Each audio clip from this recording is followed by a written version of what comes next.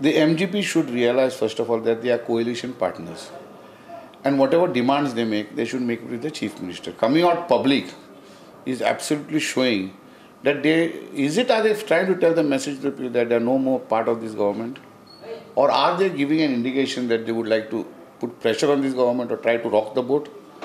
Then my answer to this would be that as long as the TCP Minister, Babu Vijay Sardesai, heart, mind and soul is on this government for the purpose of development, which he is struggling hard to see that the Goekar and Goekar Pond is maintained, nobody will be able to rock this government.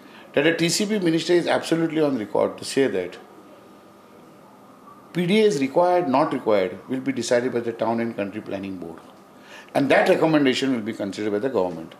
This statement has been corroborated by none other than the Chief Minister of Goa. Now let us take the PWD. Something is happening on the roads. But as far as you see water, there's total chaos. So are we going to make a demand that we should have a separate department for water, separate department for sewage and give it to some of the other cabinet colleagues? MGP नाचेर जाप दिल्या ती अशी.